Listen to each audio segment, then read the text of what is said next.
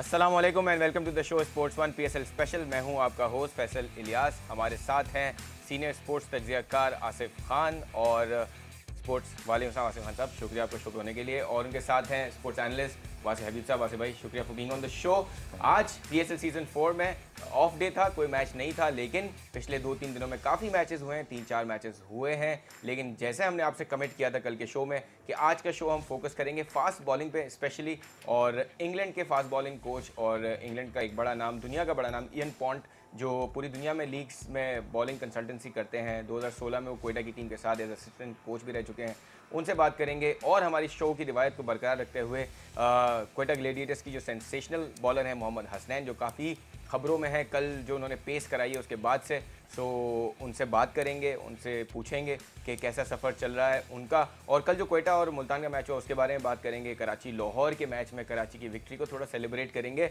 So will start off our show with first question from Asif Khan साहब। आसिफ खान साहब, मोहम्मद हसनैन के हवाले से बहुत सारी चीज़ें हो रही हैं। कल के शो में आपने बताया कि आप उनको फॉलो कर रहे थे और उनको आपने पहले भी देखा है, सो ज़रा क्लैरिटी दें, क्या टैलेंट है ये, कहाँ जाने वाला है ये यहाँ से? देखिए, हसनैन सबसे पहले तो अंडर 16 के साथ जब उनका सफ़र शुरू हुआ था 2015-16 में, तो ये ऑस्ट्रेलिया गए थे। उस बैच में शाहीन शाह अफरीदी भी थे। तो वहाँ पे ऑस्ट्रेलिया, वहाँ के जो कोच हैं, इनके जो उस वक्त के कोच थे, एक तो हेड कोच अब्दुल रहमान थे, उनके साथ मोहम्मद मसरूर थे, जिन्होंने ये बताया कि स्टीवन वॉ भी आए थे देखने के लिए। और स्टीवन वॉ ने जिन दो प्लेयर्स को कहा था कि ये दोनों अच्छा कर सकते हैं पाकिस्तान के लिए, उनमें एक हसनैन थे और एक उनमें शाहीन शाह अफरीदी थे। लेकिन हसनैन के साथ उसके बाद ये हुआ कि वो इंजर्ड हुए और इंजरी के बाद वो NCA में उनका रिहेबिलिटेशन प्रोग्राम हुआ, जो NCA के कोचेस की ज़ेर निगरानी, तो उसको फास्ट ट्रैक करने का सिलसिला वो वहाँ पे रुक गया, वरना शाहीन शाह अफरीदी के साथ शायद ये भी ऊपर आ जाते। उसके बाद फिर गुज़िश्ता PSL में इनको इस्लामाबाद यूनाइटेड ने पिक किया था, लेकिन ये इंजर्ड हुए और इंजरी की वजह से ये स्क्वाड का हिस्सा नहीं बने और खेले नहीं। उसके बाद इन्होंने फ़र्स्ट क्लास खेली है। पाकिस्तान टेलीविज़न ने इनको लास्ट ईयर फ़र्स्ट क्लास में इंडक्ट किया है और उन्होंने कायद-ए-आज़म ट्रॉफ़ी खेली है। उसके बाद ये आए दिसंबर के एंड में, एक टूर्नामेंट हुआ था कराची में, उसमें एक टीम के साथ ये खेले। वहाँ इन्होंने अपने फुल रिदम के साथ बॉलिंग की है, जो मैंने देखा था। और क्वेटा की मैनेजमेंट के काफ़ी लोग वहाँ बैठे होते थे, नबील हाशमी वहाँ होते थे, आज़म खान वहाँ होते थे। तो इन्होंने उसी वक्त ये कर लिया था कि नसीम शाह एक और बॉलर है जो इस वक्त इंजरी की वजह से पीछे चला गया, वरना वो भी एक आउटस्टैंडिंग टैलेंट है जो कि आगे आने वाले दिनों में ज़रूर अपना नाम बनाएगा। He is also very Swift.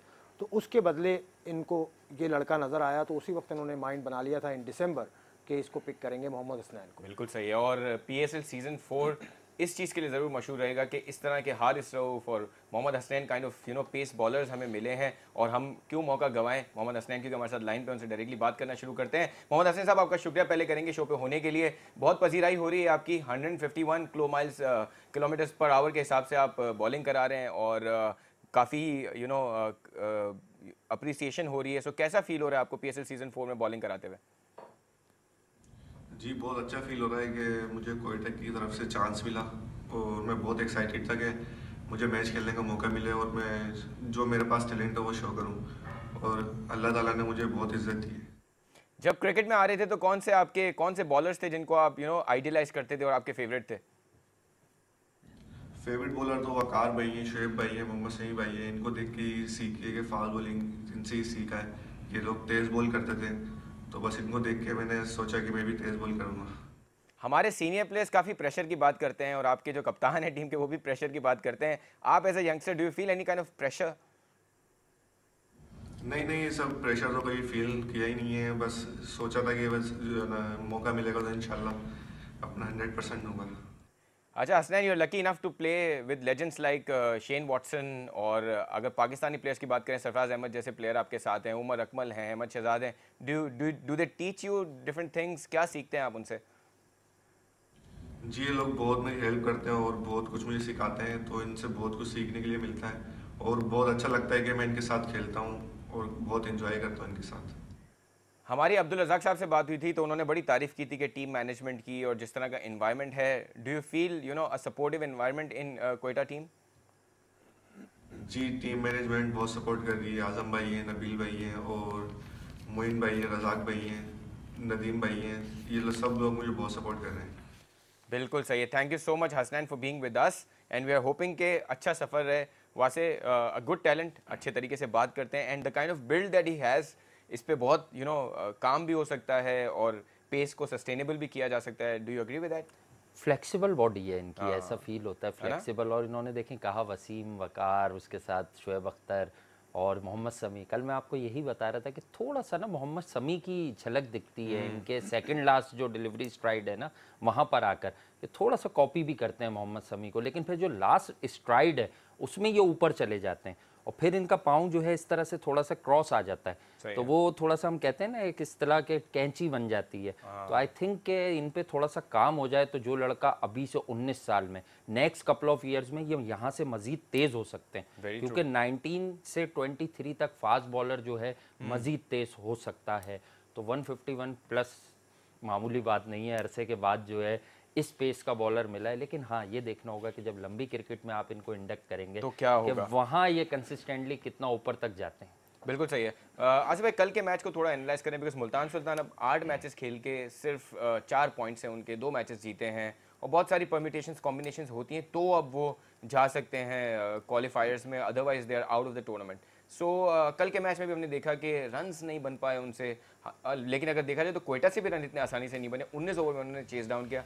So how do you describe yesterday's match? जो मैच की समरी वो भी स्क्रीन पे आ रही है। 121 स्कोर किए मुल्तान ने, चार्ल्स की अच्छी इनिंग आई और अगर क्वेटा की तरफ से देखा जाए तो सबने ही स्ट्रगल किया। रायली रूसो ने रन्स किए, अहमद शहजाद हमने देखा कि लकी रहे, बहुत सारे चांसेस मिले फिर, और it's difficult for him to continue, और अच्छी फॉर्म में आना उनके लिए मुश्किल लग रहा है। अहमद शहजाद पे भी बताएं। मैं देखिए, वो मुल्तान ने जिस तरह से खेलते आए हैं वो इस टूर्नामेंट में, बिल्कुल एक मैच को हटा के वो बिल्कुल वैसे ही खेले हैं। सही है। 1-2 स्कोर्स के अलावा 3 डबल फिगर्स के स्कोर हैं, उसके अलावा जो 6 बैट्समैन हैं आखिरी के, उन्होंने तो डबल फिगर्स में भी नहीं गए। बिल्कुल। तो अगर मलिक अच्छा खेल रहे थे, 21 रन उन्होंने बनाए, तो उनकी सपोर्ट करने वाला कोई नीचे से प्लेयर नहीं था। सिर्फ 2 छक्के लगे हैं उनकी पूरी इनिंग में, तो इसलिए उनका स्कोर खासा कम था। सही है। लेकिन इसी कम स्कोर को नज़र में रखते हुए उसी तरह से चेस की प्लानिंग क्वेटा की टीम भी कर रही थी। सही। अब अहमद शहजाद पे क्रिटिसिज्म एक सर्कल से हो भी रहा है कि वो स्लो खेले। बात यह है कि 19 ओवर में वो जीत गए ना। सही बात। उनके पास 20 ओवर थे ना खेलने के लिए, तो हम ये क्यों चाह रहे हैं कि हम 13 ओवर में मैच खत्म कर दें, और एक प्लेयर है जो 15 में स्ट्रगल कर रहे हैं, हाँ, या 16 ओवर में कर दें। They had 20 overs to finish the game and they did exactly the same. एक और अहमद शहजाद इससे पहले खराब खेल रहे थे, अच्छा नहीं खेल रहे थे, तो हमने कहा था कि वो ठीक नहीं खेल रहे। लेकिन अगर अब वो गैप के बाद आते हैं और फिर उनके साथ जो सेट बैट्समैन थे, 8वें ओवर में दूसरी विकेट उनकी गिरी, और तीसरी विकेट जो रायली रूसो जो अच्छा खेलते हैं, तेज खेलते हैं, ऊपर शेन वॉटसन, एहसन अली और रायली रूसो, इससे पहले की इनिंग्स में इन्होंने चार्ज लिया था, लेकिन रायली रूसो जब आउट हुए तो 16 ओवर उस वक्त मुकम्मल हो गए थे। तो वहां अहमद शहजाद ने रिस्पॉन्सिबिलिटी लेनी थी। इससे पहले वो अंडर शेडो खेल रहे थे इन तमाम प्लेयर्स, क्योंकि रोसो कर रहे हैं, एहसन कर रहे हैं, शेन वॉटसन कर रहे हैं। 16 ओवर में वो आउट हुए, तो तब अहमद ने जिम्मेदारी ली है, तब उनके ऊपर जिम्मेदारी आई कि अब उन्हें स्कोर करना है। बिल्कुल सही। उमर अकमल जो एक सेट बैट्समैन है जो स्कोर करते आ रहे हैं, वो भी आपने देखा, वो भी आउट हो गए थे।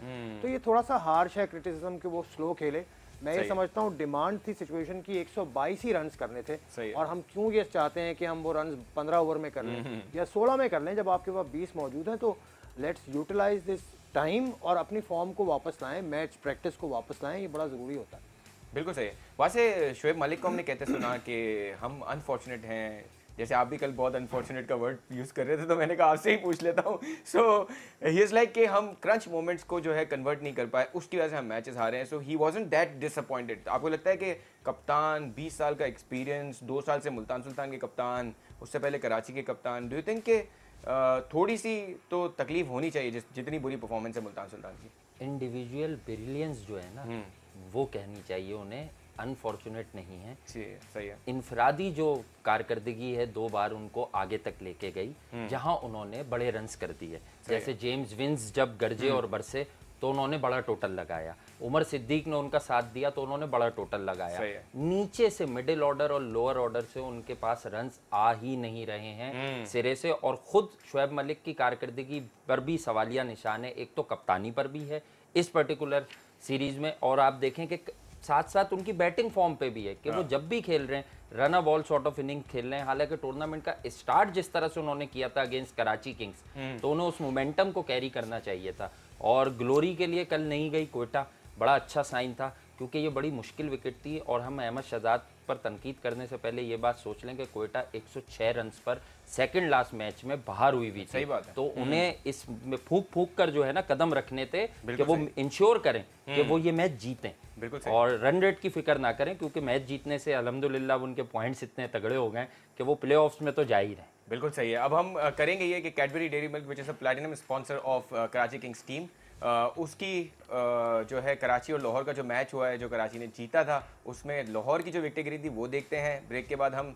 सेलिब्रेशन भी करेंगे, बिकॉज कैडबरी डेयरी मिल्क कुछ मीठा हो जाए से ये है कि छोटे छोटी ये जीत जो है वो हमें खुशी का मौका देती है। सो वो सेलिब्रेट करेंगे, इयन पॉन्ट से बात करेंगे, लेकिन पहले हम वो विकेटें देखते हैं जो कराची ने की ली लाहौर की, और ब्रेक पे जाएंगे, वापस आकर फिर कंटिन्यू करते हैं। Just like England at the Oval. That's gone up in the air. This should be curtains for the left-hander. Taken at point. Bowling! Castle! Oh, that is brilliant. Absolutely. On his back shoulder. But now is he... Oh no, just hit a six.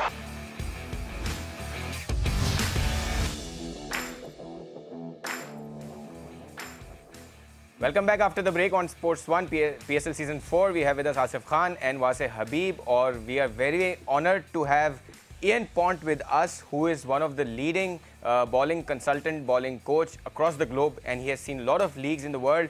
So we have him with us right now. Ian Pont, we'll say welcome on our show, and we'll first apologize for the delay and the wait that you had to go through.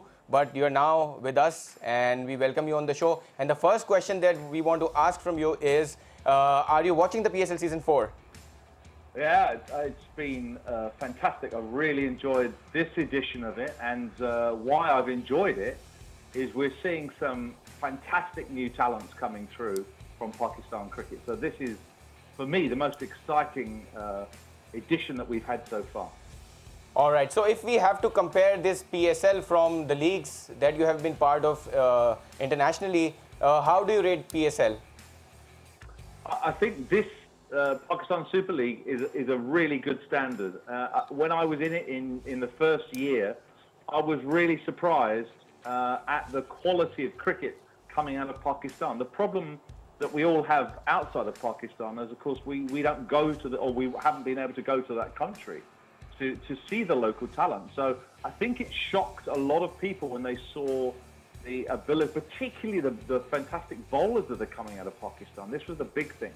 And where it ranks in terms of other leagues, look, it's right up there. You know, Pakistan as a team are ranked #1 in the world in T20 cricket, so it's only natural they've got some fantastic players. The domestic cricket, I know you have a lot of teams in Pakistan, but you have this fantastic knack of producing players from thin air. These guys playing tape ball cricket, they're coming through a system that doesn't always encourage fast bowling, but their fast bowlers coming through, their spin bowlers coming through.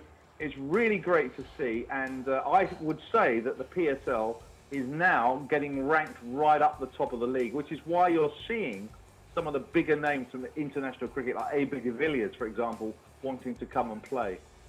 Perfect.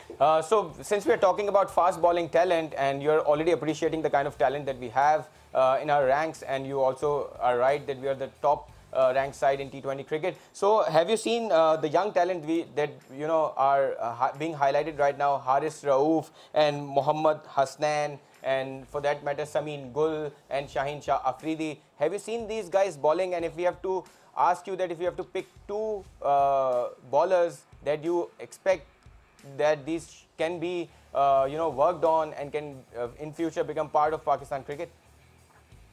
Yeah, I mean, the thing is, you've named guys there, Mohamed Musa, of course, as well, so you can add to that list. I mean, the great thing about this PSL is we've seen Musa, we've seen Hasnain, we've seen Shaheen Shah Afridi. We knew him anyway because he's already in the mix. Yes. Haris Rauf has come really from nowhere. Mohamed Ilyas is somebody else that has really impressed me. these are young guys. I know that Haris Rauf is 23, 24, Yeah. but the other guys are teenagers. And what we're seeing is them bowling 140 to 150 kilometers Yes. with not a lot of coaching. So these guys are coming through. They have worked out themselves the right way to do it. There are obviously things they could do better. Listen, I'm a technical fast bowling coach. I always want to work with players to help them get more speed, more accuracy, more control, and all sorts of extra deliveries. That's what I do for a living. But when I see talent like this, natural talent like this, you get very excited as a cricket coach. And I think we saw the other night Mohammad Hasnain bowling a ball 151 kilometers. Yes. This is incredible for 18 years of age, and what a talent these guys are.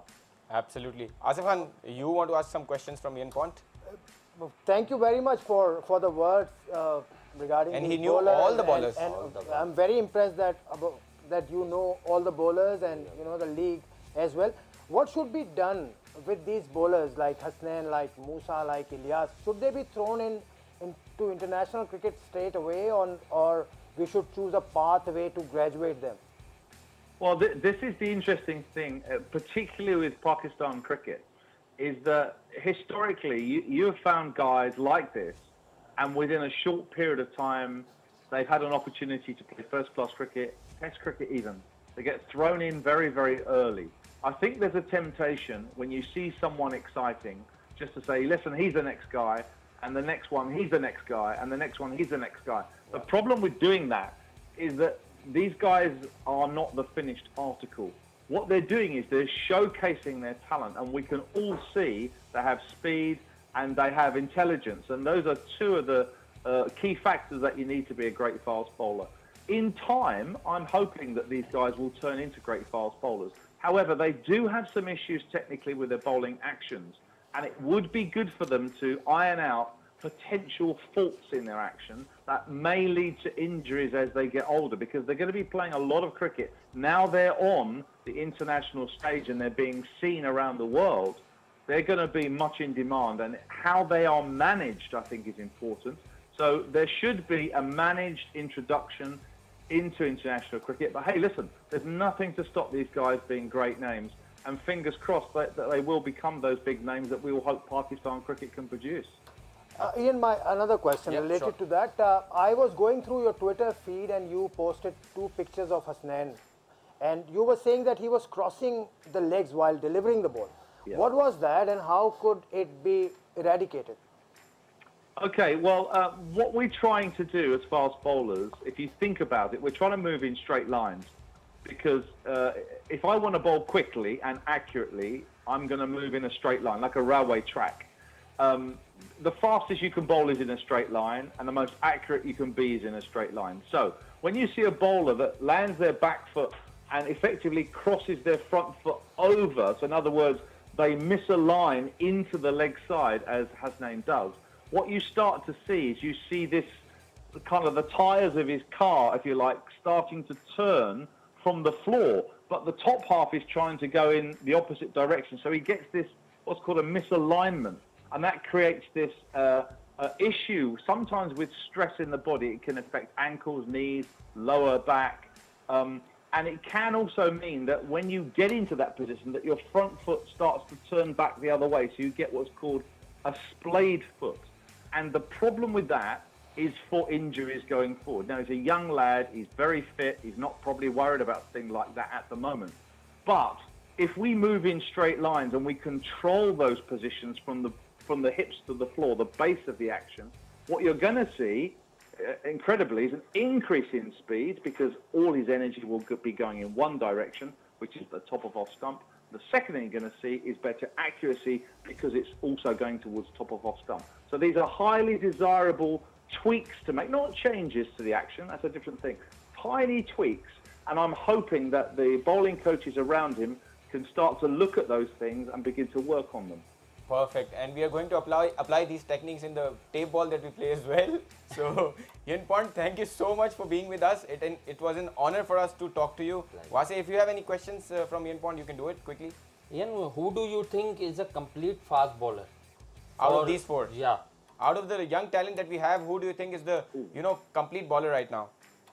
Well, the two guys that I really like, I like Harris Ralph, and why I like Harris Ralph is he has got pace in his heart. He's got 150 on his back because he wants to bowl 150. Yeah. I like him. There's some things that he could do a lot better. He falls off his bowling action and he doesn't have much of a jump at the crease.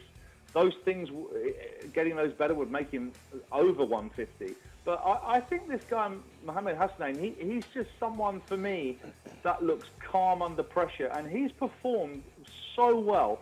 And credit to the Quetta Gladiators for giving him that opportunity. And it's one thing, as I said to you, that the PSL is known for is unearthing talent. Yep. Long may it continue, and I'm really looking forward to watching these guys develop in the future. Perfect. Asif has another question. Ian, one question that came to my mind after, it's not about these rookies, it's about the experienced lads like Junaid, like Wahab, like Fahim Ashraf. We have seen quite a lot of overstepping in this competition.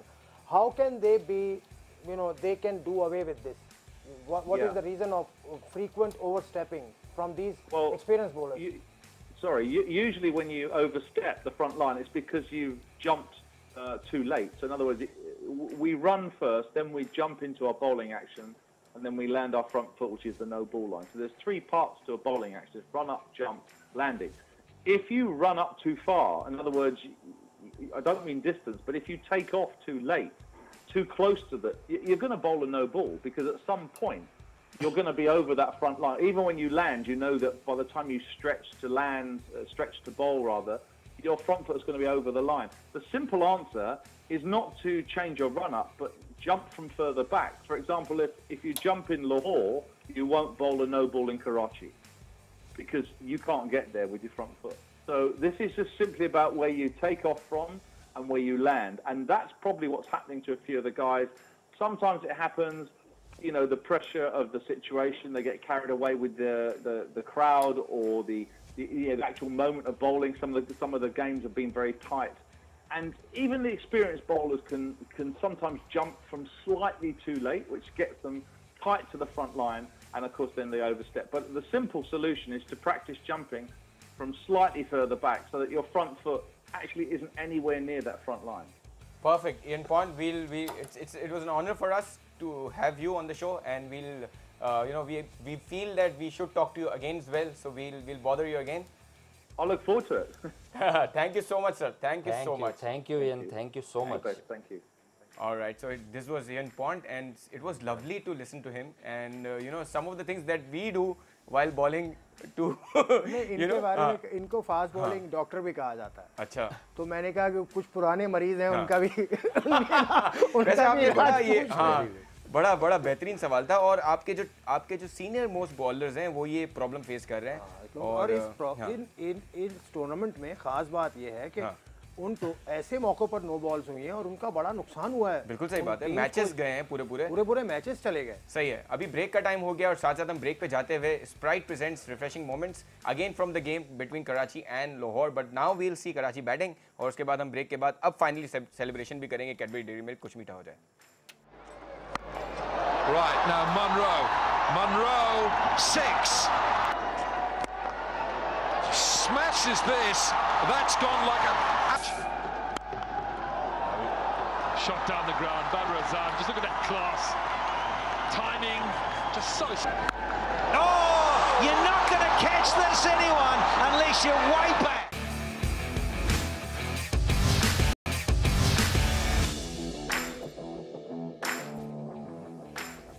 खुशामदीद after the break on sports one PSL special. हमारे साथ आसिफ खान और वासे हबीब हैं, and it was an honour for us कि हम इन point से बात कर सके. और जो मतलब उनको हमसे ज़्यादा सारे इमर्जिंग प्लेयर्स के नाम पता थे, और जितना वो फॉलो कर रहे हैं PSL सीज़न 4 को is worth knowing, and we are all happy कि इतना फॉलो किया जा रहा है. और हम उनसे काफ़ी चीज़ें सीखे. मैं तो खुद भी सीख गया कि यार कैसे जो है ना फ्रंट फुट लैंड करना है, किस तरह एक्शन कंप्लीट करना है. सो बॉलर्स जब सुन रहे होंगे तो उनको बहुत ज़्यादा फ़र्क पड़ेगा. अभी हम कैडबरी डेयरी मिल्क मोमेंट कर लेते हैं। Karachi has one against Lahore, although उसको 2 दिन हो चुके हैं, लेकिन कैडबरी डेयरी मिल्क क्योंकि प्लेटिनम स्पॉन्सर है कराची किंग्स का, और ये जो मोमेंट्स मिलते हैं वासिफ भाई, आसिफ भाई, उनको सेलिब्रेट कर लेना चाहिए।